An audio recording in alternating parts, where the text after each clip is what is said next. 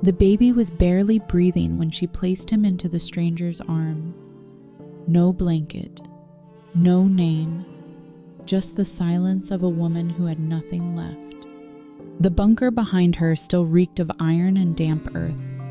Smoke curled from a tin barrel. The soldier, if that's what he was, stood still, not moving, holding the tiny bundle like it might vanish if he blinked. She didn't say anything. Not please take him, not he's yours now, not even goodbye. She just stepped back into the darkness.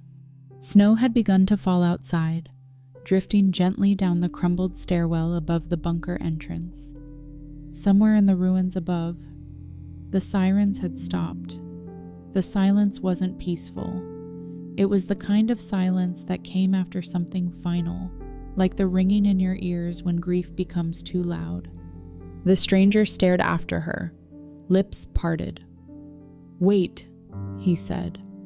But she didn't. She turned away, disappearing into the broken halls, her hand brushing the cold concrete as she walked. Her steps were slow, uneven, blood trailed behind her, thick, dark, drying fast in the frigid air. The baby whimpered.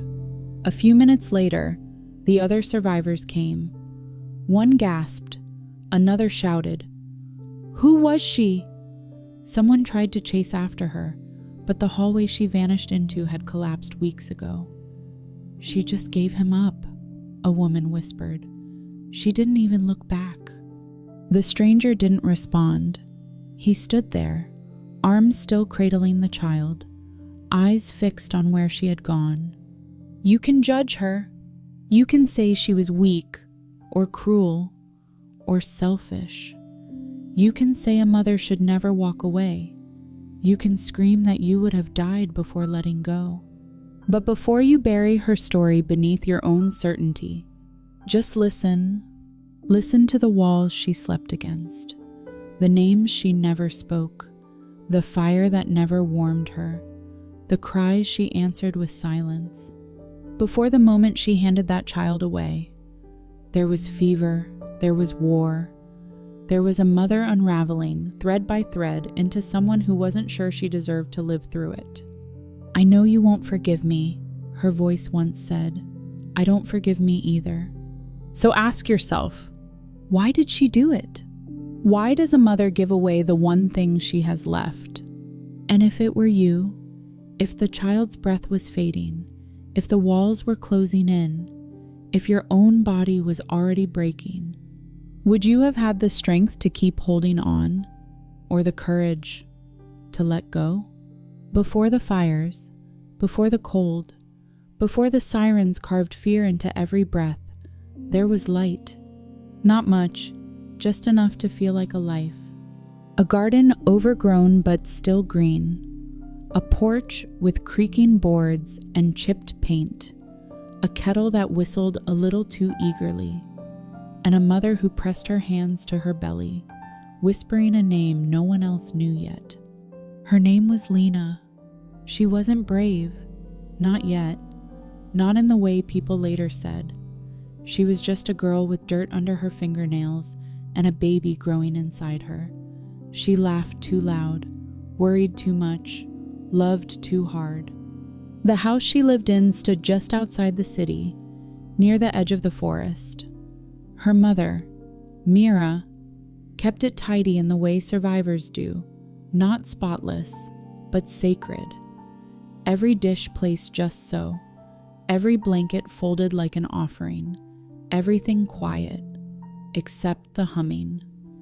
Mira hummed when she cooked, when she sewed, when she looked out the window for too long, and Lena listened, even when she pretended not to. At night, Lena would sit on the floor of her bedroom, back against the bed frame, hands on her belly. The baby kicked like clockwork around midnight. She talked to him then, not with words, but with breath, with presence, with promises. "You'll be named after her," she said once, whispering into the dark, even if she never lets me say it out loud. Because Mira didn't know, Not yet. Not about the baby. Not about the boy who vanished when the checkpoints went up. Not about the aching silence between her daughter's ribs. War was still a whisper. Then, on the radio, on late-night broadcasts no one wanted to believe.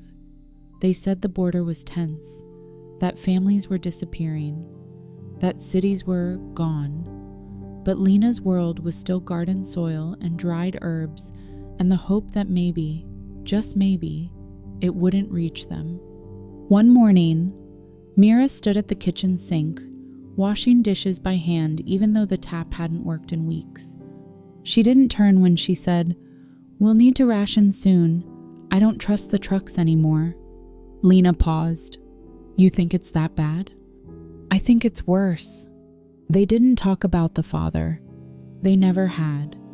He was just a boy with hungry eyes and steady hands. And Lena had let herself believe he'd stay. But all boys were vanishing these days. Drafted, taken, fled, and Lena had learned not to wait for people who disappear. Still, for a while longer, there was safety, firewood, tea, a soft blue shawl Mira wrapped around Lena's shoulders on cold nights. The baby kept growing, and Lena kept pretending that if she was quiet enough, if she didn't ask for too much, maybe the world would skip over them. Maybe their little house would stay invisible. Maybe kindness could be a kind of shield. But kindness is porous, and war seeps in through the cracks. The sky changed before the world did. At first, it was just a shift in color, more gray than blue, more still than vast. Then came the humming, not the gentle hum of Mira's lullabies, but something deeper, mechanical, like an engine pulling breath through 1,000 metal lungs. It was a morning like any other when Lena heard it. She was outside, clipping the last of the rosemary sprigs, the belly beneath her coat hard and warm with life. Then the hum cracked into a roar. She dropped the shears, ran. By the time she got inside, Mira was already moving. No panic, just a quiet precision born from something ancient and maternal. "Grab the jars, leave the clothes. We leave at dusk." Lena froze in the doorway. "Where are we going?" "Anywhere but here." They had no radio after that, just rumors from the neighbor girl who came running, barefoot and pale. "They hit the power station," she whispered. "The South Road's gone." Gone. One word and the world rethreaded itself into something brutal. That evening, Mira wrapped canned food in cloth like it was porcelain. She didn't say much, only packed, fast, focused. The air was thick with unsaid things. The baby kicked, and Lena wrapped her arms around herself, trying not to cry. They left the house with 3 bags and no flashlight. Dusk swallowed the garden, the porch, the kettle still half full. It all stayed behind. So did the soil where Lena had once whispered names. So did the photographs, except one, folded in her coat pocket. Her mother as a girl, laughing in front of the same house. A memory stitched in paper, fragile, already creasing. They walked through the trees. Mira moved with the strange silence of someone who knew how to vanish. She'd done it once before, years ago. In another war Lena only remembered through overheard conversations and scars her mother never explained. That night, the forest became a map of fear. Every rustle was a soldier, every branch, a blade, every breath, a risk. But Lena's hand never left her belly. She whispered to the child under her breath, nonsense words, lullabies without melodies, anything to keep herself from screaming. The first checkpoint came at dawn. 3 soldiers, one barely older than Lena. "Papers!" They barked, even though everyone knew papers meant nothing now. Mira stepped forward. "We're just passing through." The soldier's eyes narrowed. "No one's just passing anymore." Lena stood still. The boy's rifle twitched. Another soldier was scanning the trees. The third looked at Lena's belly, and for a moment, something shifted in his face. He lowered his gun. "There's a bunker, 4 miles east. Take the ridge path. Don't follow the road." And just like that, they were invisible again. By the time they reached the ridge, Mira was limping. Her boots had split. The cold had crept into her joints. But she didn't complain. She just kept moving. Lena looked back only once, toward the road they'd abandoned. The sky there was darker, redder, like it remembered what peace used to look like and couldn't bear it anymore. The school had no name anymore. Its sign was half buried under collapsed brick and frost, windows smashed, desks overturned, walls scarred with soot. But beneath the surface, beneath the burnt-out classrooms and shattered chalkboards, there were stairs, cracked concrete leading down, and behind a rusted door, there was warmth, barely. This is where they stayed. The bunker had been carved into the ground decades earlier, long before this war, built by people who believed history repeats itself. And it does. Inside, it smelled like old metal and human breath. There were 10 people already living there, 11 after Mira and Lena arrived. No one smiled. No one asked names. A man in a threadbare military coat handed them a ration slip and gestured to the far wall. That was it. They were ghosts now, folded into the bones of a world that had forgotten their faces. Their corner was just large enough for 2 mats, a bucket of water, and a small shelf where Mira laid out their only jar of honey like it was sacred. Lena sat with her back against the cold stone, the weight of the child pulling her spine down. Her belly felt heavier every hour, as if the baby could sense the world outside and didn't want to come into it. They kept time with the others by counting ration meals. Morning, cold root stew. Evening, dried bread or powdered milk, if the soldier ration keeper felt kind. They used no clocks. No one wanted to measure the hours that way. At night, the sounds came. Some whispered in sleep, names, regrets, prayers. Some didn't sleep at all, pacing or coughing or staring blankly into the dark. One girl wept into a scarf every night. No one asked her why. Everyone already knew. Mira sewed. Her hands, even shaking, still remembered the rhythm of needle through cloth. She worked in silence, patching worn sleeves and frayed socks, as if each stitch could keep someone from falling apart. And Lena just listened to the breath of her unborn child, to the quiet cracking of her own heart. One evening, a voice whispered from the bunk opposite theirs, "You shouldn't have come here pregnant." It wasn't cruel, just flat, observational. Lena didn't reply. Another voice followed. "They don't let mothers leave. Too slow, too loud, too much risk." Mira didn't flinch. She just kept stitching. Lena turned her face to the wall. She'd known. Somewhere inside, she'd always known. She wasn't part of the plan. She was an error, a liability. The baby, a sentence written in permanent ink on a page already soaked in blood. But still, he moved inside her. Still, he kicked like he wanted to live. And she whispered to him, "I know, little one, I know." Outside, the wind howled. Inside, the bunker waited. Stone held memory. And the mothers, those who had lost, and those who still had something left to lose, held their silence like weapons. They knew what was coming. Not death, not exactly, but the moment before it, the moment where you must decide what part of yourself is worth saving. By the 3rd week, The cold had sunk into the bones of the bunker. It lived in the walls, in the iron floor that no fire could warm. Even breath came out in mist, the kind of cold that didn't just numb you, but asked questions. What would you trade for one more day of warmth? What would you give up to feel your fingers again? Lena wrapped her hands around a tin mug of boiled water. It was the closest thing to heat anyone could afford. Her nails had turned bluish at the tips. Her skin cracked around the knuckles. Still, she never complained. There was no room for complaints here, not when a single cough could draw suspicion, not when people had started counting who still bled and who didn't. Mira knew this.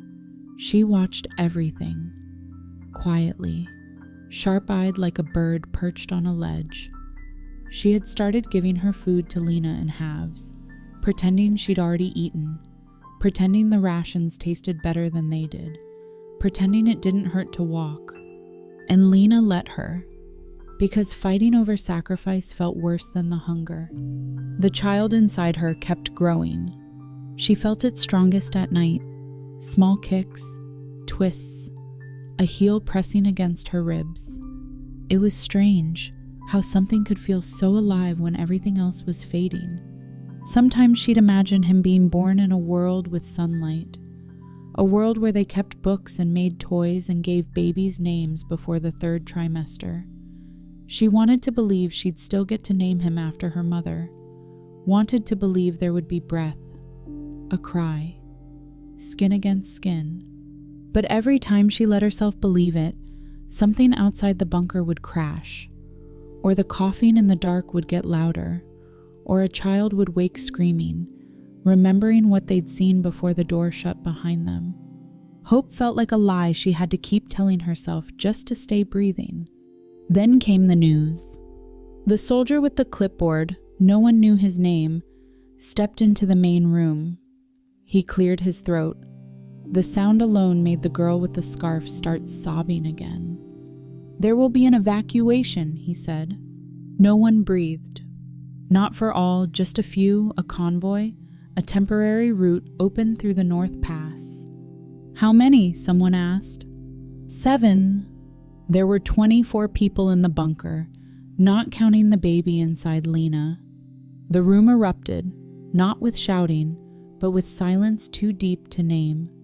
Later that night, Mira sat with Lena, their backs against the same wall as always.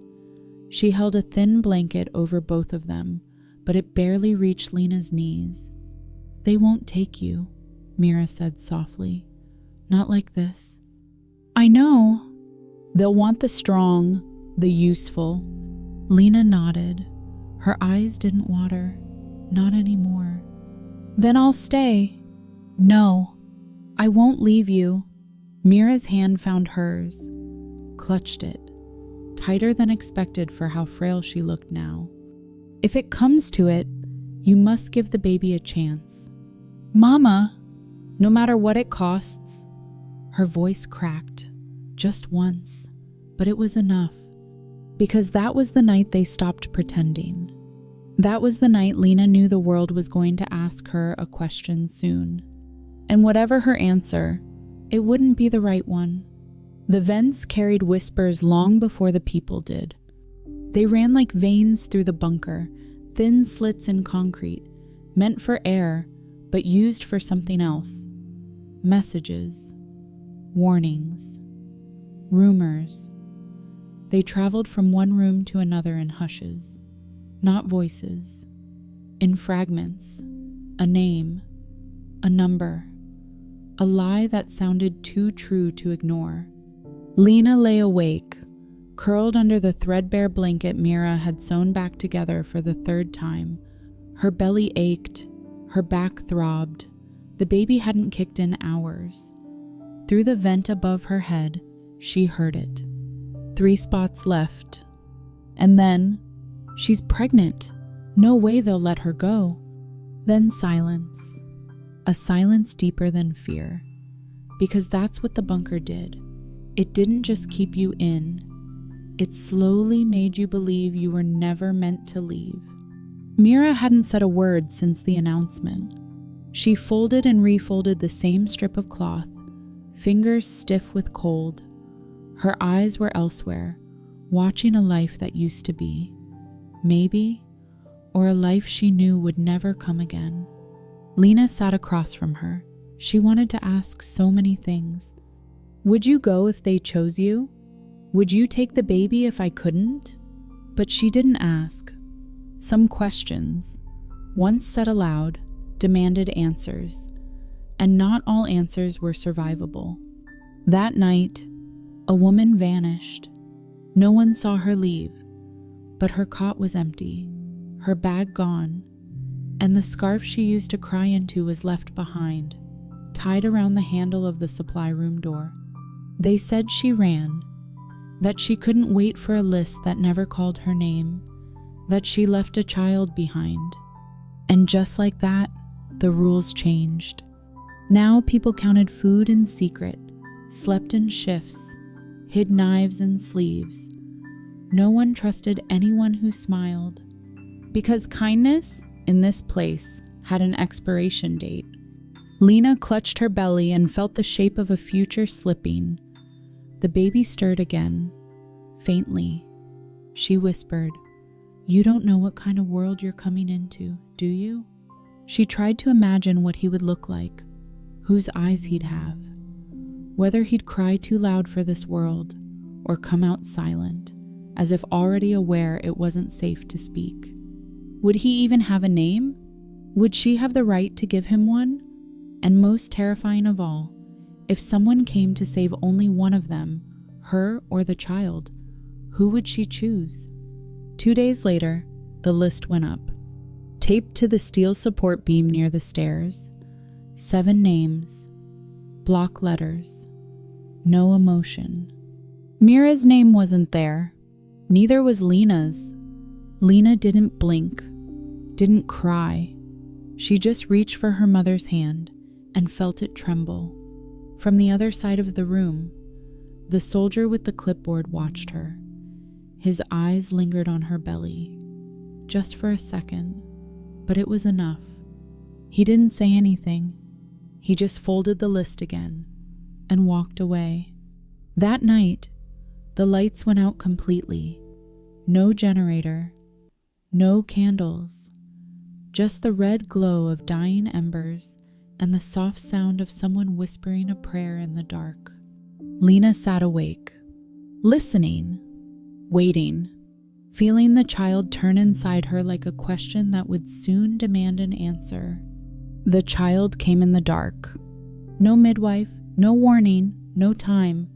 Lena woke to a sharp cramp slicing through her body, more violent than anything before. For a moment, she thought it was a dream, another nightmare of pain, hunger, blood. But then another came, and another, and she knew. She pressed her hand to Mira's shoulder, her voice barely a whisper, "Mama." Mira's eyes opened instantly, the kind of awakening that doesn't come from sleep, but from a lifetime of waiting for something terrible. "It's time," Lena said, teeth clenched. No screams, no cries for help. They both knew better. The rest of the bunker slept, or pretended to. The soldier with the clipboard was gone.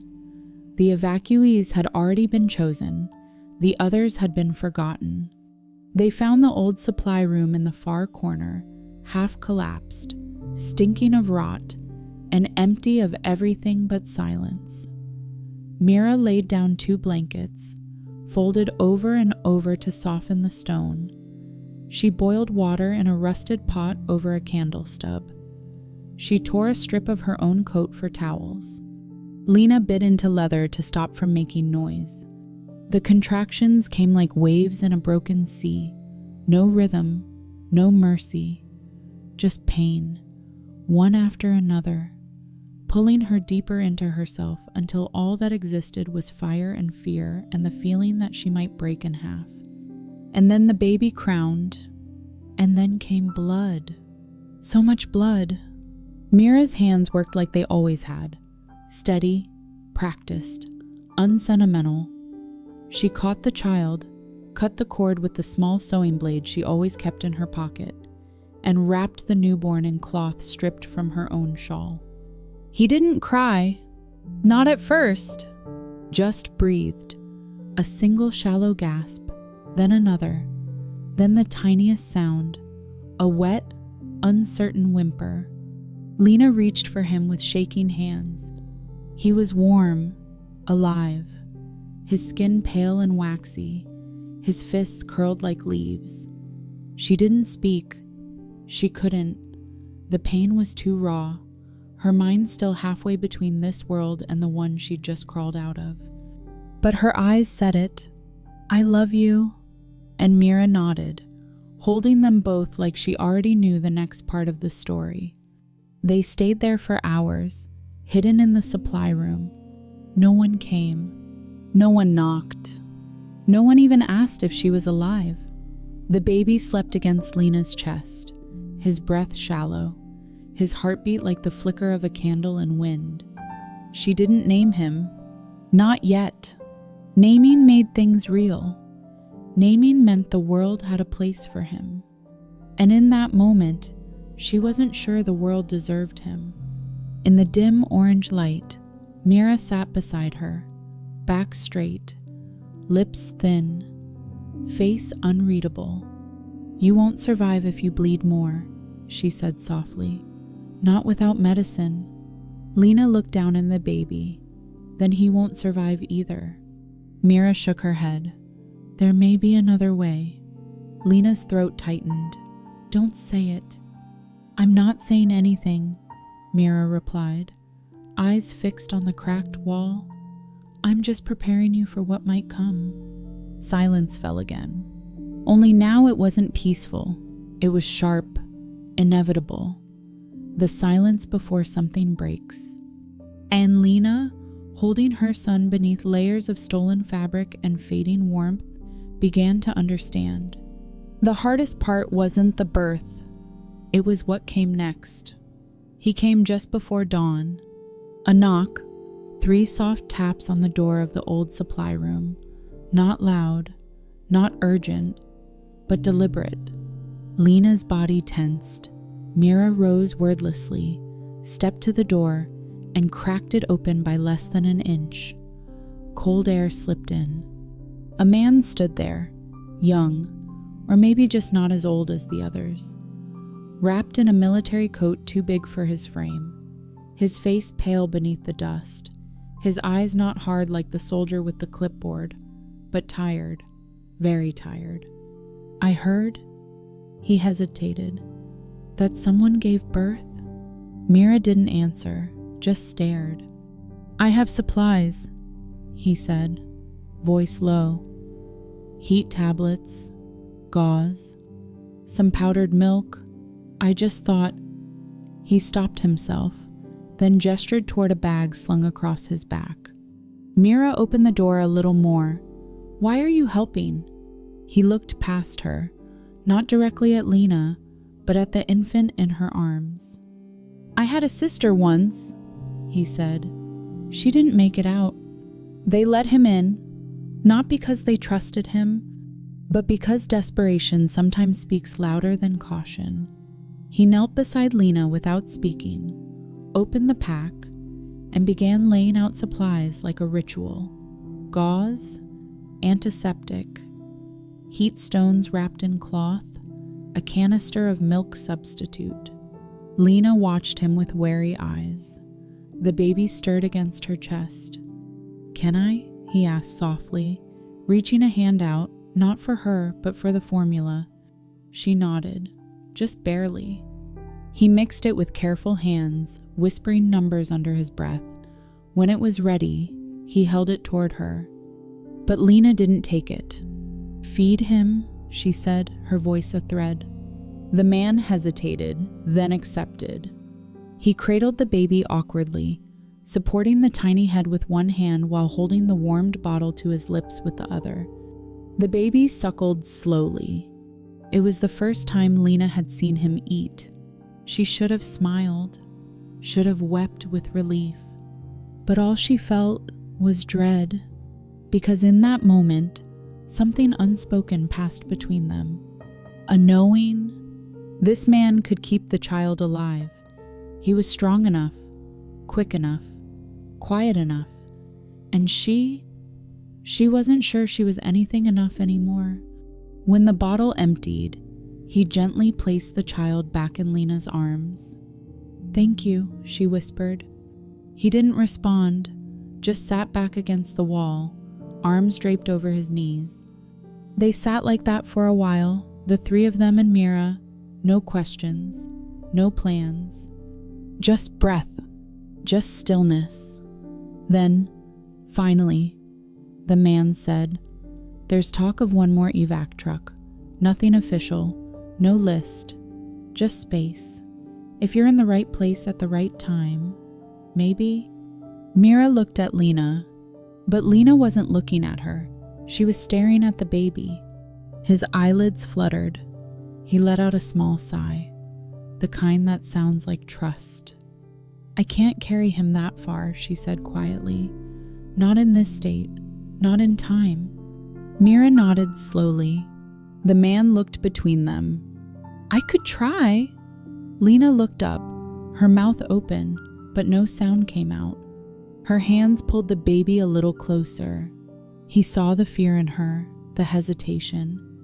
"I'm not asking you to give him away," he said. "Just give him a chance." There was no ceremony, no dramatic goodbye, just a slow loosening, a mother's fingers slipping away from a blanket, a nod exchanged between strangers in a room that smelled of blood and mildew. She didn't even ask his name, because she knew it didn't matter. Not here, not now. The only name that mattered was the one she still hadn't given her son. And perhaps she never would. She didn't watch him leave. She couldn't. Her arms ached from letting go, but her eyes refused to see it happen. Mira tried to hold her, but Lena gently pulled away. There was nothing to say, nothing that wouldn't tear what little remained of her apart. The man held the baby in his coat, his movements careful, measured. He didn't speak a farewell.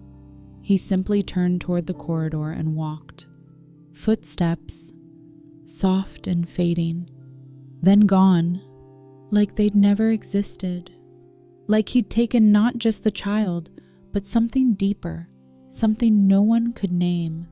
She stayed sitting for a long time, too long, her body hollowed, her chest rising, falling, but without urgency. Her arms curled around nothing, only the blood-stained shawl left behind, still warm, still holding the shape of a child. She brought it to her face, inhaled. Salt? Milk? Her mother's perfume faded into the threads. She remembered the baby's last breath against her neck, how it felt impossibly small, how it had fluttered, like the wings of something that didn't belong in a place like this. Mira was silent. She sat in the corner, hands in her lap, watching the doorway. But Lena could see it, the tension in her shoulders, the way she gripped the fabric of her skirt. "You think I was wrong?" Lena said at last. Mira's gaze flicked to her. "No, but you wouldn't have done it." Mira didn't answer. Her eyes softened, just slightly. "Maybe I wouldn't have had the strength," she whispered. Lena looked down. "Then why does it feel like weakness?" The bunker outside the supply room had changed. Word traveled fast. People noticed what was missing. One baby less. One man fewer. A silence thicker than any before. Some cast glances at Lena when she walked past, glances that didn't know whether to be pity or contempt. She didn't return them. She moved like fog, like breath against glass. There, but not there. One woman murmured, "I could never give mine up." Another whispered back, "If I had one, I'd have done the same." Truth didn't matter. Opinion did. Judgment, in these spaces, replaced justice. It always did. That night, Lena lay on her mat, arms folded over her empty belly. No child, no name, no noise, just a ringing in her ears that felt like absence. And yet, when she closed her eyes, she didn't see the man's face. She saw the baby's, not clearly, just fragments. The twitch of his mouth, the way his fingers had curled into fists, the faint crease between his eyebrows, like he'd been thinking even in sleep. She pressed a hand over her heart. "If he lives," she whispered, "he won't remember me." The air was cold, but her voice cracked anyway. "If he dies, he'll die alone." She didn't cry. There was nothing left in her body for tears. Just a weight, a question, and the hope, silent, dangerous, that somehow she had made the right choice. The bunker grew quieter after that. Not in sound, but in spirit. Something had shifted. A thread had snapped somewhere in the walls, and the silence that followed was different, hollowed out, like breath in a broken lung. Lena moved through it like a ghost, not in mourning, not even in pain, just absent. She ate what she was given, drank what she could. Her body, no longer carrying another, felt foreign, lighter, but not free, just unfinished. Some people still watched her. Some had stopped. That was almost worse. Mira sat beside her often, never touching, never pushing. She understood what silence meant when words would only bruise more. Sometimes she would hum, soft, tuneless threads of lullabies no one remembered the words to, just to remind Lena some part of her was still alive.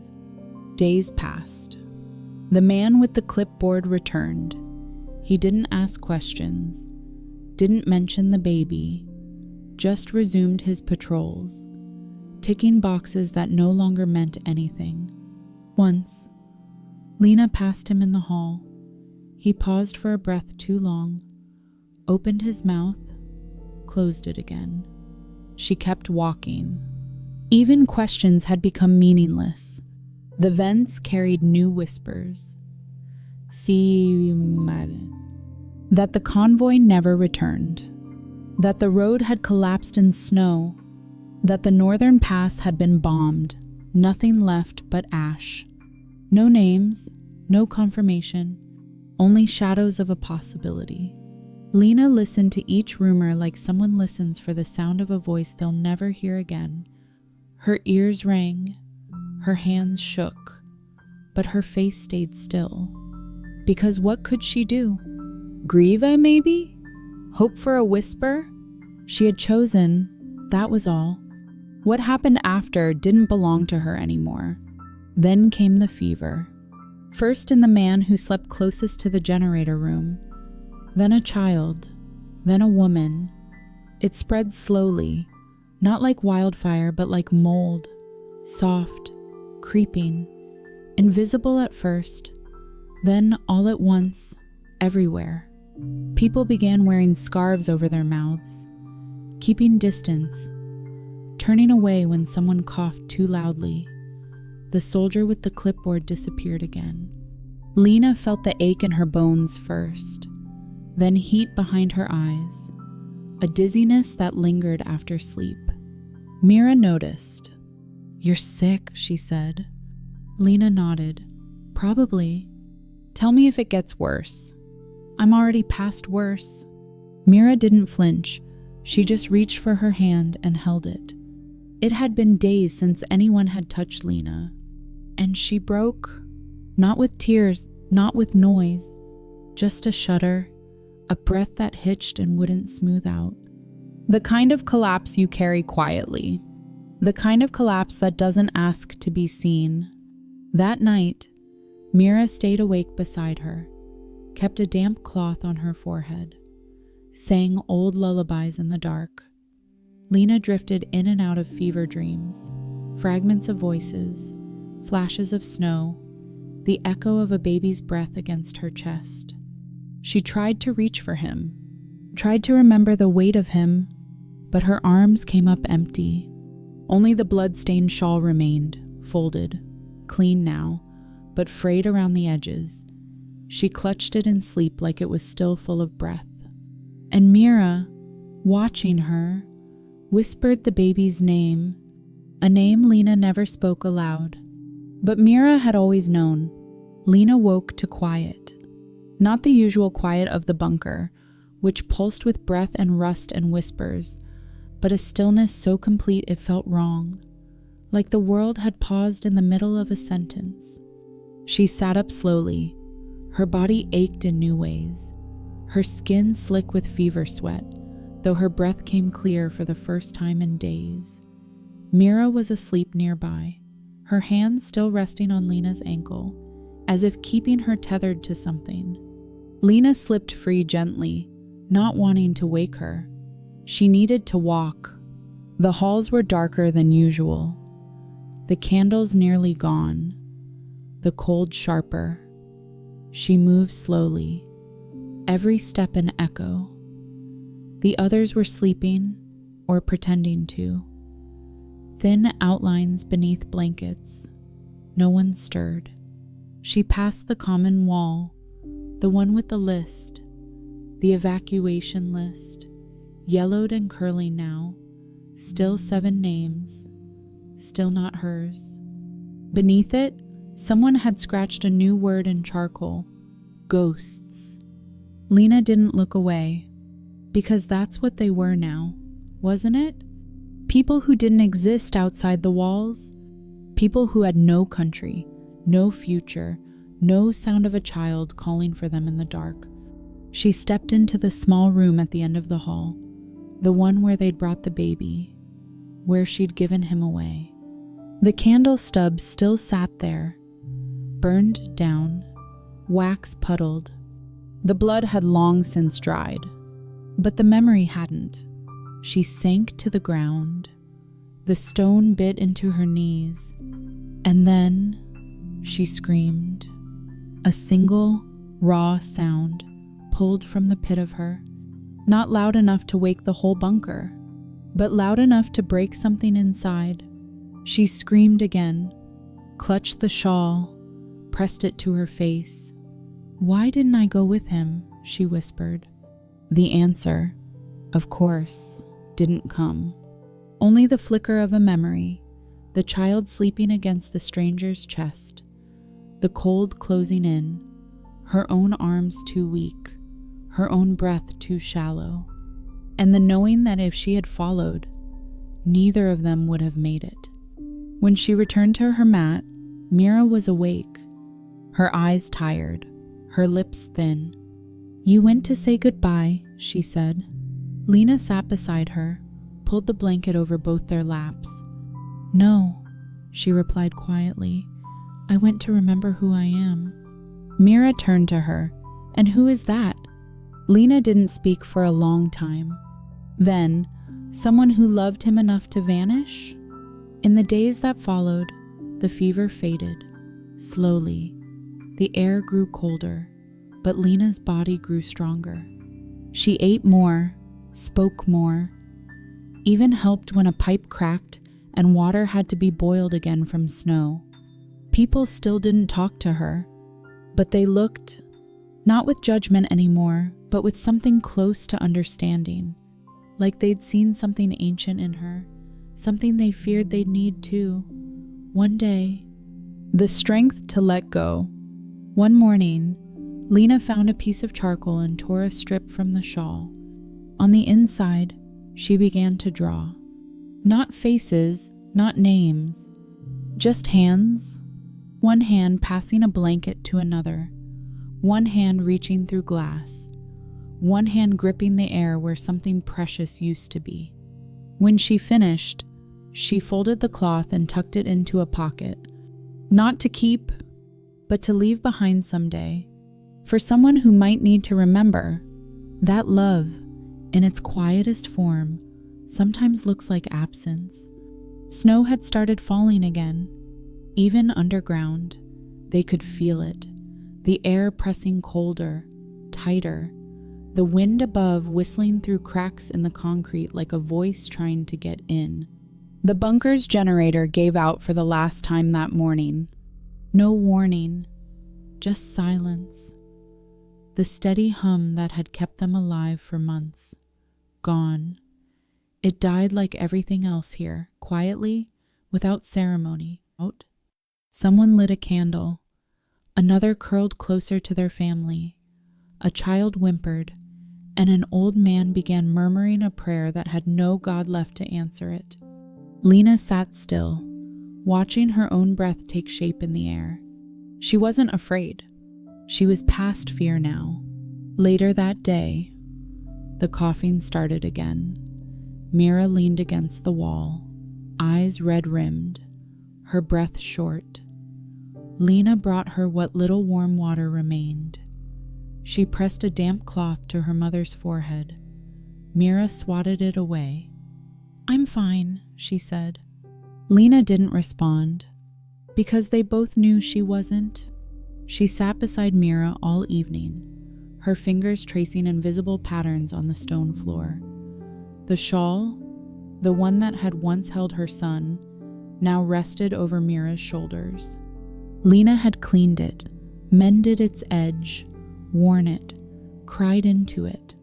Now it was Mira's, a circle, unspoken, one mother to another. That night, as they huddled close for warmth, Mira's voice came, barely a breath. "Tell me again," she said, eyes closed. "Tell you what? What he looked like." Lena swallowed hard. Her throat burned. "He was small, lighter than I thought he'd be.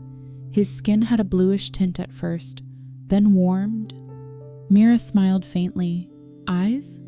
Didn't open them, but I like to believe they were yours." They both laughed, soft, brittle, like ice cracking. "And his hands?" Lena's voice faltered. "He gripped my finger, tight, like he thought I was the whole world." Mira didn't reply, but her breath slowed. Lena watched her mother fall asleep, her chest rising and falling with the rhythm of something ancient, worn, familiar. And for the first time since the birth, Lena let herself cry, because grief had grown quiet. But it hadn't left. The next morning, there were footprints outside the entrance shaft. Small ones, just a pair.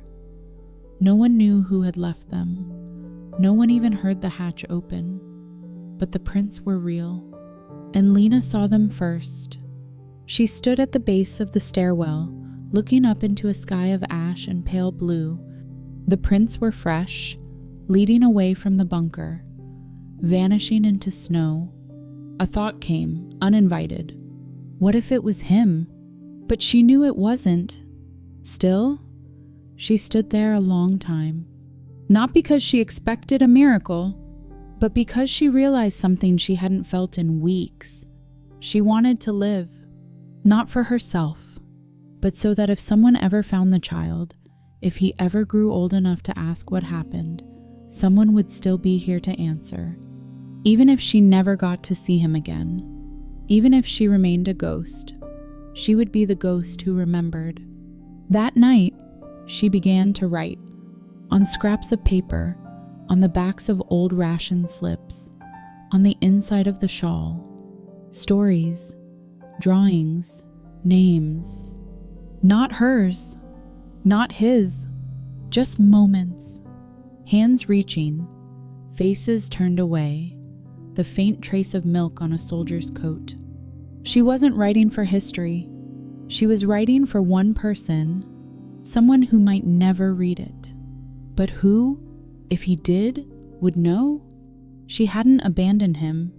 She had loved him harder than her own breath, and let him go, only to give him a chance. The sickness returned with the thaw, not the fever. This was colder, slower, the kind that didn't burn, but drained. People stopped rising from their mats. The air thinned, somehow. Though no vent had closed, rations ran lower than anyone dared admit aloud. And Mira grew quieter. She coughed only at night, when she thought Lena was asleep. She barely touched food. Her stitches lost their neatness, the needle shaking more often in her hands. Lena noticed. Of course she did. But she didn't say anything, because some truths, once spoken, feel like surrender. And Mira was still trying to hold the line, still trying to be a mother, even as her body failed her. One evening, Mira handed Lena the shawl again. "You should keep it," she said. "It remembers him." Lena took it in both hands, folding it carefully. She looked at her mother, who was watching her with something Lena couldn't quite read. Regret? Maybe. Or the kind of love that knows it's almost out of time. "You were right," Mira whispered. "Back then, about the baby." Lena didn't speak. "I wouldn't have done what you did," Mira continued. "I wasn't brave enough." Lena shook her head.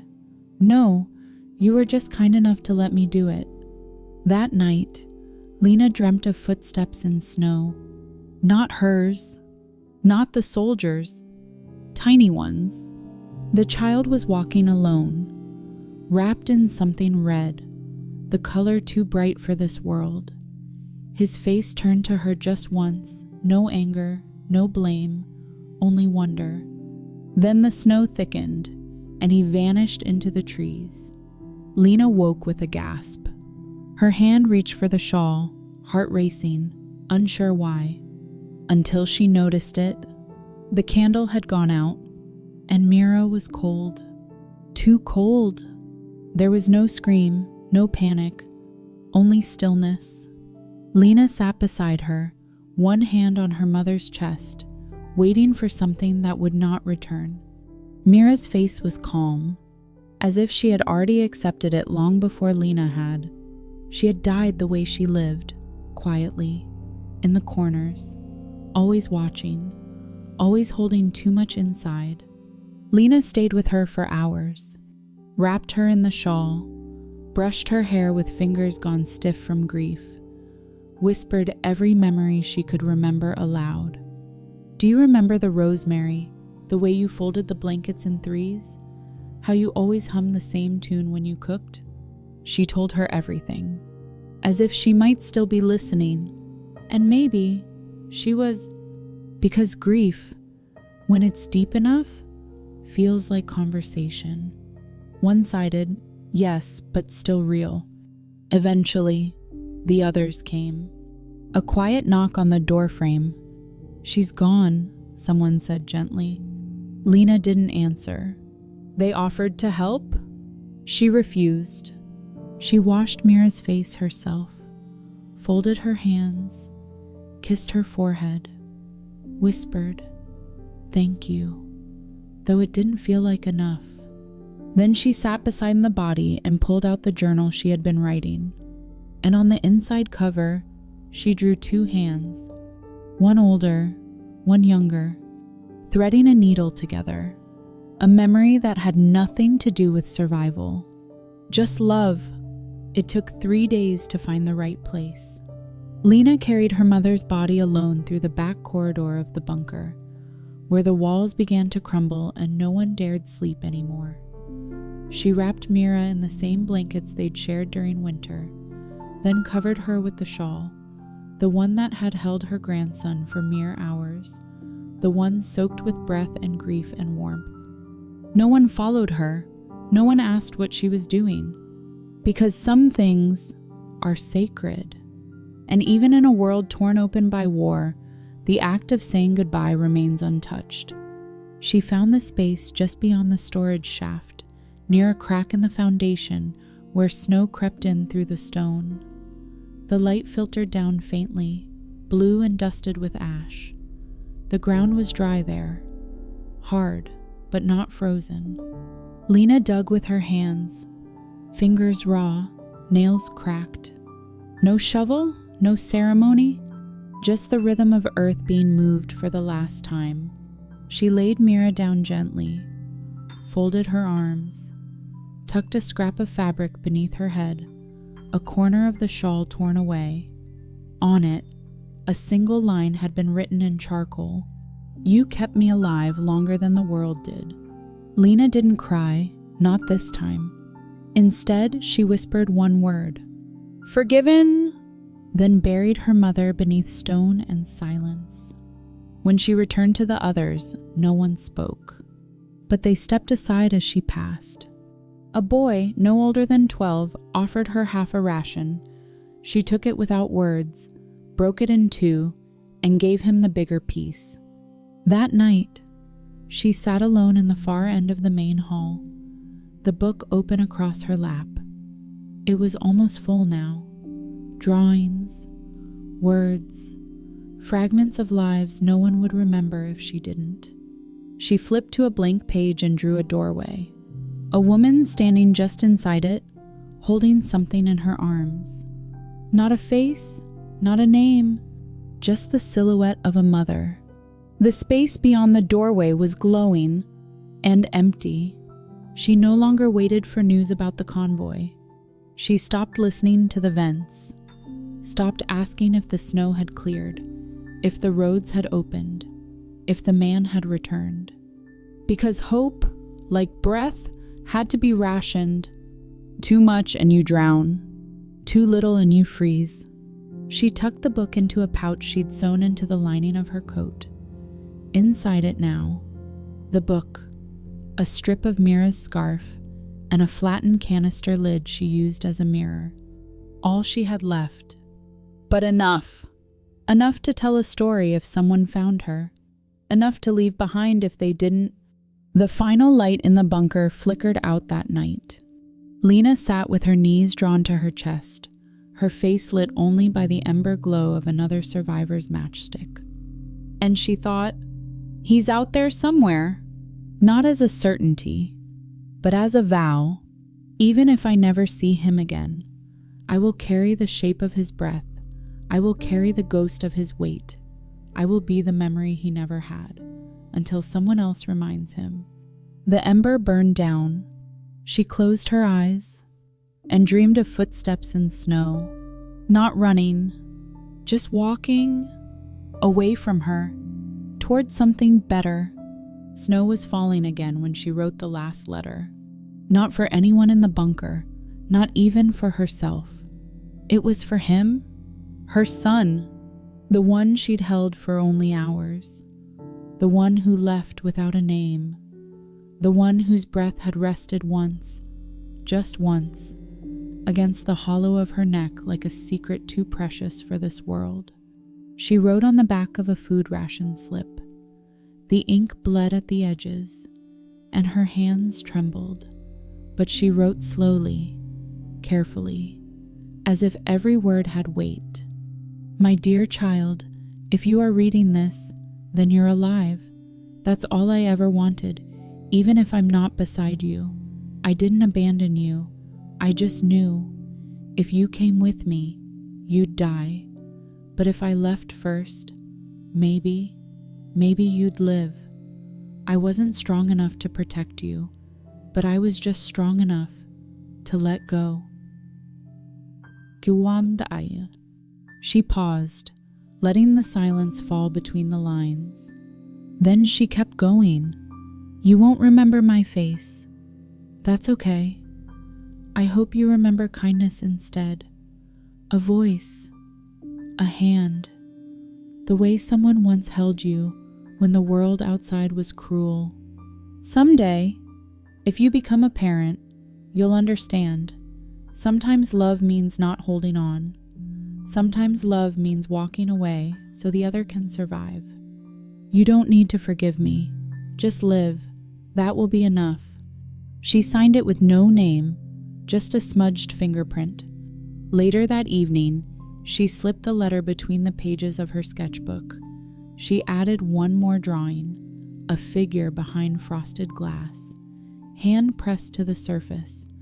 No face, just the outline, the gesture, a memory without detail, but full of feeling. She didn't say goodbye, because the letter had already done that. The next morning, Lena rose before the others. She wrapped her coat tighter, fastened the book to her chest, took one last look at the dim chamber where she'd survived, where she'd lost everything and somehow kept going. Then she walked toward the exit hatch, the one no one used, the one that hadn't been touched since the snow sealed it. It opened slower than she expected. The hinges groaned. Cold air poured in like truth. She stepped outside. The woods were silent, the trees bare, the sky pale. No sounds but her breath and the crunch of her boots. She didn't walk far, just to the first clearing, just to the tree with the broken branch where the frost always lingered a little longer. There, she took off the red scarf, the last color she had. She tied it around the branch, so someone might see it, so someone might remember, or wonder, or hope, even if they didn't know who left it. Even if he didn't know she existed. She sat at the base of the tree, closed her eyes, pulled her knees to her chest, and whispered, "I don't need forgiveness."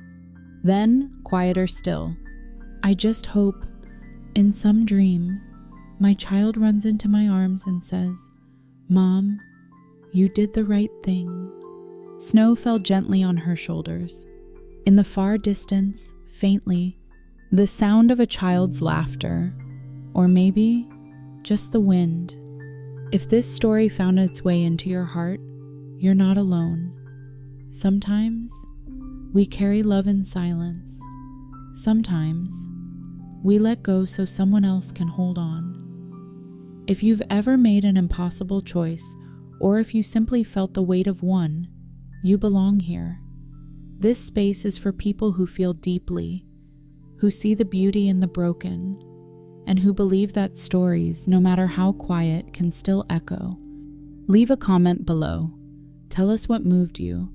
Tell us what you would have done, or simply say hello. And if you want more stories like this, where survival isn't always about strength, but about love, subscribe. We'll keep the fire lit for you.